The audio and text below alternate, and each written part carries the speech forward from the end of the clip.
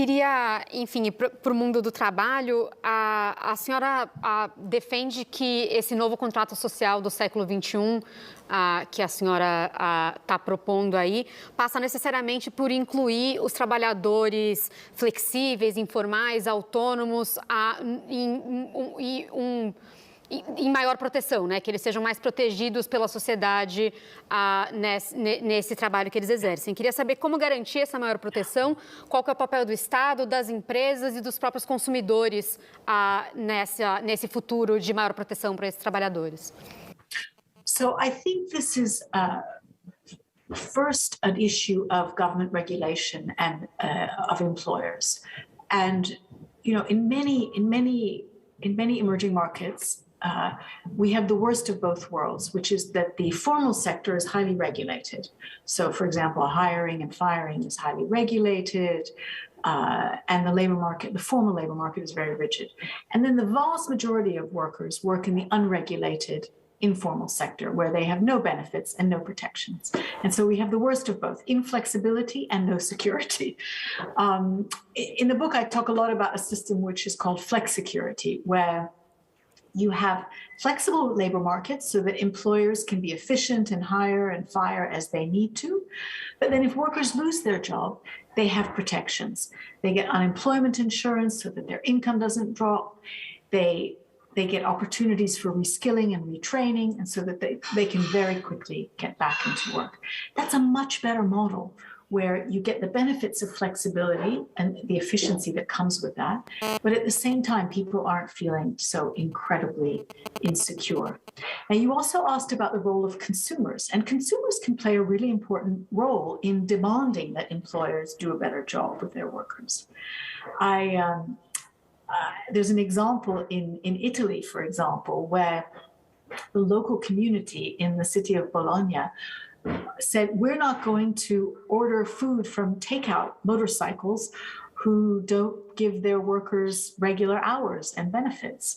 And they organized a consumer boycott. And as a result, all the food providers and the delivery organizers in the city were put under pressure by consumers to treat their employees better. So I think that's a really interesting example where consumers can also play a role in pressuring employers to do a better job. Ainda em relação a essas mudanças no trabalho, uma das notícias pouco menos ali alvissareiras do seu livro é que as pessoas vão ter de trabalhar mais, vão ter de trabalhar até mais tarde na vida, se aposentar mais tarde. De que maneira fazer com que esse trabalhador que vai se aposentar mais tarde, ele seja sempre, enfim, requalificado, né, seja sempre atualizado e que também a saúde dele seja compatível para que ele dê conta dessa jornada que vai ter pelo menos uma década a mais, você imagina? Yes. I mean, I think it is inevitable that as we live longer, we have to work longer. Otherwise, our pension systems will not be viable. And I also think it's unfair to ask young people to pay the price of looking after quite so many old people.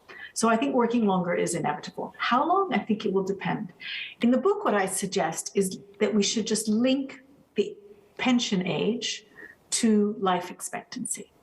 And so that as we live longer, we should just automatically expect to work a little bit longer. I think for people who are in hazardous jobs, for example, they can accumulate pension entitlements a bit more quickly because their jobs might be physically hazardous. And I think we also need to give people flexibility later. So they might not work full-time as they get older. They might work part-time and stay in the labor market a bit longer in that way, but have that not be a disadvantage for the way their pension operates.